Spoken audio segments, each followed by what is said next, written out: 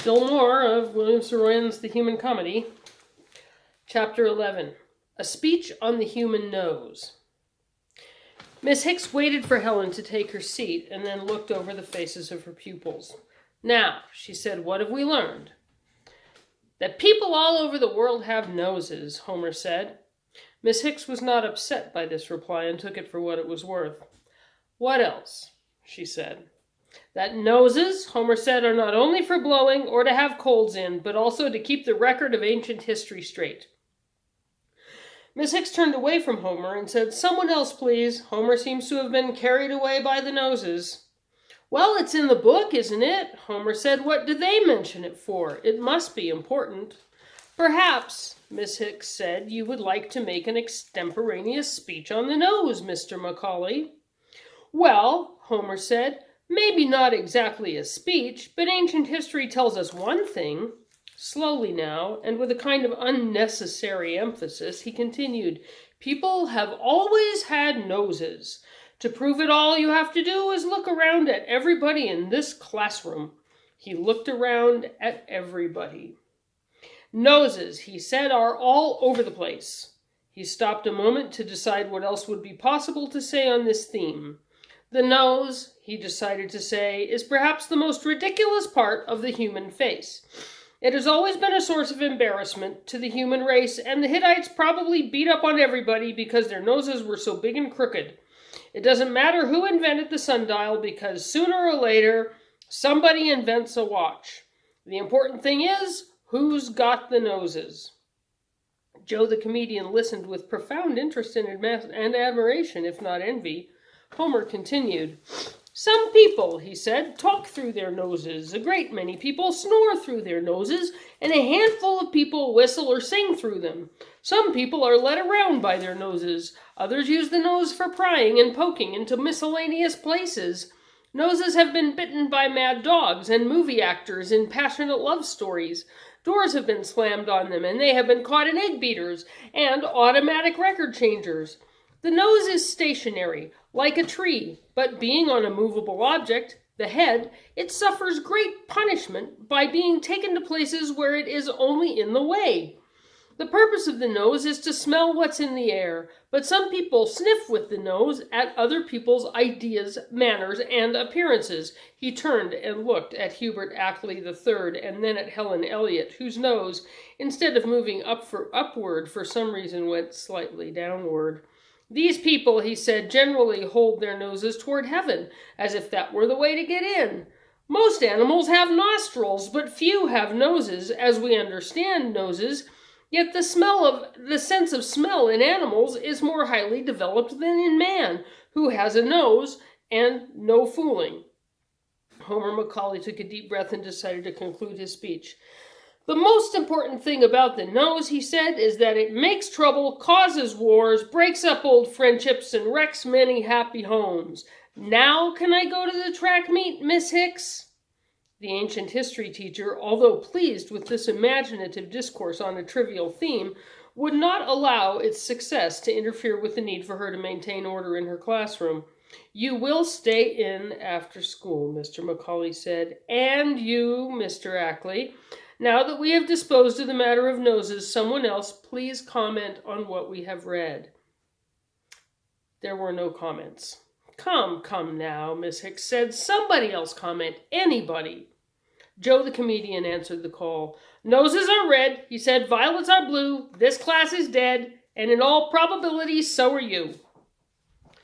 Anyone else? Miss Hicks said. Big noses are generally on navigators and explorers, a girl said.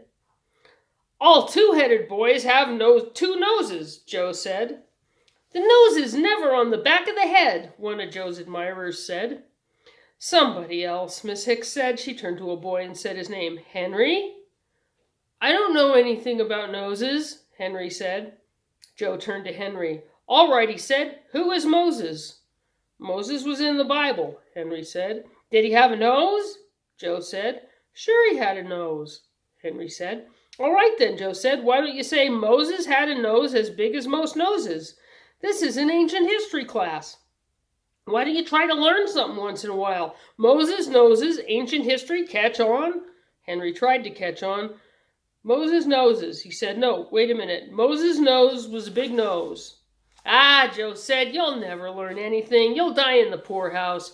Moses had a nose as big as most noses. Henry, you got to get that straight. Now think about it.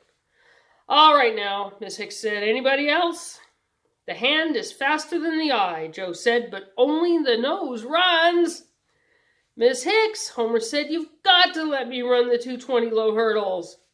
I'm not interested in any kind of hurdles, Mrs. Hicks said. Now, anybody else? Well, Homer said, I brought this class to life for you, didn't I? I've got them all talking about noses, haven't I? That's beside the point, the ancient history teacher said. Somebody else now? But it was too late. The class bell rang.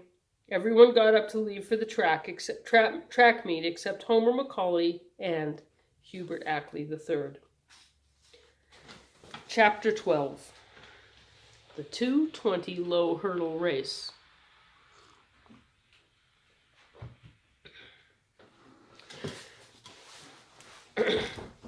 The boys' athletic coach of Ithaca High School stood in the office of the principal of Ithaca High School, a man whose last name was Eck, a circumstance duly reported by Mr. Robert Ripley in a daily newspaper cartoon entitled Believe It or Not. Mr. Eck's first name was Oscar, and not worthy of notice. Miss Hicks, the principal of Ithaca High School, said to the coach of Ithaca High School, is the oldest and by far the best teacher we have ever had at this school. She was my teacher when I attended Ithaca High School, and she was your teacher too, Mr. Byfield. I'm afraid I wouldn't care to go over her head about punishing a couple of unruly boys. Hubert Ackley III is not an unruly boy, the coach said. Homer Macaulay, yes. Hubert Ackley, no. He is a perfect little gentleman. Yes, the principal said, Hubert Ackley does come from a well-to-do family, but if Miss Hicks has asked him to stay in after school, then in it is. He is a perfect little gentleman, no doubt. His father was, I remember, perfect. But Miss Hicks is the teacher of the ancient history class, and she has never been known to punish anyone who has not deserved to be punished. Hubert Ackley will have to be satisfied to run the race some other time. The matter was surely closed now, the principal felt. The coach turned and left the office. He did not go to the athletic field, however. He went to the ancient history classroom instead. There he found Homer and Hubert and Miss Hicks. He bowed to the old teacher and smiled. Miss Hicks, he said, I have spoken to Mr. Eck about this matter. The implication of his remark was that he had been given authorization to come and liberate Hubert Ackley III. Homer Macaulay, however, leaped to his feet as if it were he who was to be liberated. Not you, the coach said with a tone of contempt. He turned to the other boy and said, Mr. Ackley? What do you mean? The ancient history teacher said. Mr. Ackley, the coach said, is to get into his tracksuit immediately and run the 220 low hurdles. We're waiting for him. Oh, yeah? Homer said. He was overflowing with righteous indignation. Well, he said, what about me, Mr. Macaulay? There was no reply from the coach, who walked out of the room, followed by a somewhat troubled and confused young man, Hubert Ackley III. Did you see that, Miss Hicks? Homer Macaulay shouted. Is that special privilege or not? The ancient history teacher was so upset by what had happened that she could barely speak. Mr. Byfield, she whispered softly, is fitted to teach athletics only to jackasses like himself. She paused to observe the unworthiness of her remark. I'm sorry, she said, but the man is not only ignorant, he is a liar. It was delightful to see Miss Hicks with so much natural and uncontrollable bitterness. It made Homer feel that she was just about the best teacher ever. I never did like him, Homer said. It sure is good to know that you don't like him either. I have taught ancient history at Ithaca High School 35 years, Miss Hicks said. I have been the school mother of hundreds of Ithaca boys and girls. I taught your brother Marcus and your sister Bess, and if you have younger brothers or sisters at home, I shall someday teach them too. Just a brother, Miss Hicks. His name is Homer said. His name is Ulysses. How was Marcus in school? Marcus and Bess, Miss Hicks said, were both good, honest, and civilized. Yes, she said civilized, and she emphasized the word very carefully. The behavior of ancient peoples had made them civilized from birth. Like yourself, Marcus sometimes spoke out of turn, but he was never a liar. Now these inferior human beings, these Byfields of the world, who were never anything but fools, they think of me as an old woman. He came here and deliberately lied to me, just as he had lied to me time and again when he sat in this classroom as a boy. He has learned nothing except to toady shamelessly to those he feels are superior. Yeah? Homer said, urging the ancient history teacher to go on with her criticism. I have seen better men pushed around by his kind, she said, the kind who go through life lying and cheating and crowding out men who are above such behavior. The 220 low hurdles, low indeed. The ancient history teacher was terribly hurt. She blew her nose and wiped her eyes. Don't feel bad, Miss Hicks, Homer said. I'll stay in. You can punish me for talking out of turn. I guess I've got it coming, but from now on I'm going to try to be good. I never did know that teachers are human beings like anybody else, and better, too. It's all right, Miss Hicks, you can punish me. I didn't keep you in to punish you, Homer Macaulay, the ancient history teacher said. I have always kept in only those who have meant the most to me. I have kept them in to be nearer them. I still do not believe I am mistaken about Hubert Ackley. It was Mr. Byfield who made him disobey me. I was going to send both of you to the field after a moment anyway. You were not kept in for punishment, but for education. I watch the growth of spirit in the children who come to my class, and I am made happy by every fresh evidence of that growth. You apologized to Hubert Ackley, and even though it embarrassed him to do so because your apology made him feel unworthy, he graciously accepted your apology. I kept you in after school because I wanted to talk to both of you. One of you from a good, well-to-do family, the other from a good, poor family. Getting along in this world will be even more difficult for him than for you. I wanted you to know one another a little better. It is very important. I wanted to talk to both of you. I guess I like Herbert, Homer said, only he seems to think he is better than the other boys. Yes, I know, the ancient history teacher said. I know how you feel, but every man in the world is better than someone else, and not as good as someone else. Joe Terranova is brighter than Hubert, but Hubert is just as honest in his own way. In a democratic state, every man is the equal of every other man up to the point of exertion, and after that, every man is free to exert himself to do good or not, to grow nobly or foolishly, as he wishes. I am eager for my boys and girls to exert themselves to do good and to grow nobly.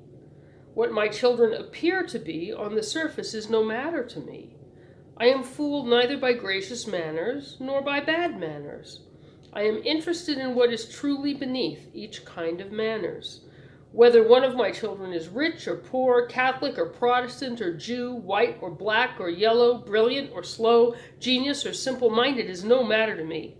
If there is a humanity in him, if he has a heart, if he loves truth and honor, if he respects his inferiors and loves his superiors, if the children of my classroom are human, I do not want them to be alike in their manner of being human. If they are not corrupt, it does not matter to me how they differ from one another. I want each of my children to be himself. I don't want you, Homer, to be like somebody else just to please me or to make my work easier. I would soon be weary of a classroom full of perfect little ladies and gentlemen. I want my children to be people, each one separate, each one special, each one a pleasant and exciting variation of all the others. I wanted Hubert Ackley here to listen to this with you, to understand with you that if at the present you do not like him and he does not like you, that is perfectly natural. I wanted him to know that each of you will begin to be truly human when, in spite of your natural dislike of one another, you still respect one another. That is what it means to be civilized. That is what we are to learn from a study of ancient history. The teacher stopped now a moment and looked at the boy who, for some reason that he could not even understand, was on the verge of tears. I'm glad I've spoken to you, she said, rather than to anyone else I know. When you leave this school, long after you have forgotten me, I shall be watching for you in the world, and I shall never be startled by the good things I know you shall do. The ancient history teacher blew her nose again and touched her handkerchief to her eyes. Run along to the athletic field, she said. Race against Hubert Ackley in the 220 low hurdles. If there isn't time to change to your track clothes, run as you are, even if everybody laughs at you. Before you go very far along in the world, you will hear laughter many times. And not the laughter of men alone, but the mocking laughter of things themselves, seeking to embarrass and hold you back. But I know you will pay no attention to that laughter. The teacher sighed and said wearily, Run along to the field, Homer Macaulay. I shall be watching. The second son of the Macaulay family of Santa Clara Avenue in Ithaca, California, turned and walked out of the room. On the athletic field, Hubert Ackley and the three boys who had already raced with him that day were taking their places in the lanes for the 220 low hurdle race. Homer reached the fifth lane just as the man with the pistol lifted his arm to start the race. Homer went to his mark with the others. He felt very good, but also very angry, and he believed that nothing in the world would be able to keep him from winning this race. The wrong kind of shoes, the wrong kind of clothes for running, no practice or anything else. He would just naturally win the race. Hubert Ackley, in the lane next to Homer's lane, turned to him and said, You can't run this race like that. No, Homer said, wait and see. Mr. Byfield, sitting in the grandstand, turned to the man next to him and said, Who's that starting in the outside lane without track clothes? Then he remembered who it was. He decided to stop the race so that he could remove the fifth runner, but it was too late. The gun had been fired and the runners were running. Homer and Hubert took the first hurdle a little ahead of the others, each of them clearing nicely. Homer moved a little forward ahead of Hubert on the second hurdle and kept moving forward on the third, fourth, fifth, sixth, seventh, and eighth hurdles, but close behind him was Hubert Ackley. The two boys exchanged words as they ran. On the first hurdle, Hubert shouted, Where did you learn to run like that? Nowhere, Homer said. I'm learning now. On the second hurdle, Hubert said, What's the hurry? You're going too fast. I'm going to win the race, Homer said. On the third hurdle, Ackley said, Who said so? And on the fourth hurdle, Homer said, I said so. On the fifth hurdle, Hubert said, Slow down. This is a long race. You'll get tired. And then suddenly he shouted, Uh-oh, look out. Here comes Byfield. Homer reached the ninth hurdle exactly when the coach of Ithaca High School reached it, coming in the opposite direction. Nevertheless, Homer hurdled. He hurdled straight into the open arms of the athletic coach, and the man and the boy fell to the ground. Hubert Ackley stopped running and turned to the other runners. Stay where you are, he shouted. Let him get up. He's running a good race, and he's had interference. Homer got to his feet quickly and went on running. The instant he started, the others started running also. Everyone in the grandstand, even Helen Elliott, was amazed at what was happening in the race. Now, the ancient history teacher, Miss Hicks, was at the finish line of the race. She was cheering, but she was cheering for each of the boys. Come on, Homer, she said. Come on, Hubert. Hurry, Sam, George, Henry. At the next to the last hurdle, Hubert Ackley caught up with Homer Macaulay. Sorry, he said, I've got to do it. Go ahead, Homer said, if you can. Hubert Ackley ran a little in front of Homer, and there was no longer far to go. Homer didn't clear the last hurdle, but he almost caught up with the front runner. The finish of the race was so close, no one could tell whether Hubert Ackley won or whether Homer Macaulay won. Sam, George, and Henry came in soon after, and Miss Hicks, the ancient history teacher, brought them all together. You ran beautifully, she said, every one of you. I'm sorry, Hubert Ackley said. Miss Hicks, I should have stayed in with Homer. It's all right now, Miss Hicks said, and it was good of you to wait for Homer to get up when he was interfered with. Furious and bitter and a little shocked by the fall he had taken, the coach of Ithaca High School came running toward the group, which Miss Hicks had gathered around her. Macaulay, he shouted from a distance of 15 yards. For the remainder of this semester, he said, for what you have just done, you are deprived of the privilege of taking part in any school sport activities. The coach reached the group and stood glaring at Homer Macaulay. The ancient history teacher turned to him. "Mr. Byfield," she said, "why are you punishing Homer Macaulay?" "Excuse me, Miss Hicks," the coach said. "I will make my decisions without any assistance from the ancient history department." He turned to Homer and said, "Do you understand?" "Yes, sir," Homer said. "Now go to my office and stay there until I tell you to go," Byfield said. "Your office?" Homer said. "But I've got to go to..." He suddenly remembered that he had to be at work at 4:00. "What time is it?" he said. Hubert Ackley looked at his wristwatch. "It's 4:45, he said. "Go to my office," Byfield shouted. "But you don't understand, Mr. Byfield," Homer said. "I've got someplace to go. I'll be late." Joe Terranova came into the group. "Why should he stay after school?" Joe said. "He didn't do anything wrong." The coach had already suffered too much. "You keep your dirty little wop mouth shut," he shouted at Joe. Then he pushed the boy, who went sprawling. But before he had touched the ground, Joe Terranova shouted, "Wop!" Homer tackled Mr. Byfield as if he were on a football field, at the same time saying, "You can't call a friend of mine names." By the time Homer and Byfield were on the ground again, Joe Terranova was on his feet. In a fury, he leaped on Byfield so that the man was sprawled all over the place. The principal of the school, Mr. Eck, came running, breathless and bewildered. "Gentlemen," he said, "boys, boys." He dragged Joe Terranova off the athletic coach, who did not get to his feet. "Mr. Byfield," the principal of the school said, "what is the meaning of this unusual behavior?" Speechless, Mr. Byfield pointed to Miss Hicks. Miss Hicks stood above the man.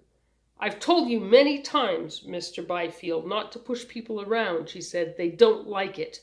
She turned to the principal of the school. "Mr. Byfield," she said, "owes Joe Terranova an apology." "Is that so? Is that so, Mr. Byfield?" Mr. X said. "Joe's people are from Italy," Miss Hicks said. "They are not, however, to be referred to as wops." Joe Terranova said, "He doesn't need to apologize to me. If he calls me names, I'll bust him in the mouth. If he beats me up, I'll get my brothers." "Joseph," Miss Hicks said, "you must allow Mr. Byfield to apologize. He is not apologizing to you or to your people. He is apologizing to our own country. You must give him the privilege of once again trying to be an American." "Yes, that's so," the principal of the school said. "This is America, and the only foreigners here are those who forget that this is America." He turned to the man who was still sprawled on the ground. "Mr. Byfield," he commanded. The athletic coach of Ithaca High School got to his feet. To no one in particular, he said, "I apologize," and hurried away. Joe Terranova and Homer Macaulay went off together. Joe walked well, but Homer limped. He had hurt his left leg when Mr. Byfield had tried to stop him. Miss Hicks and Mr. Eck turned to the 30 or 40 boys and girls gathered around. They were of many types and many nationalities. "All right now," Miss Hicks said, "go along home to your families." And as the children were all a little bewildered, she added, brighten up, don't be so upset, this is nothing." "Yes," the principal of the school said, "brighten up. The war isn't going to last forever." And the children broke into groups and walked away.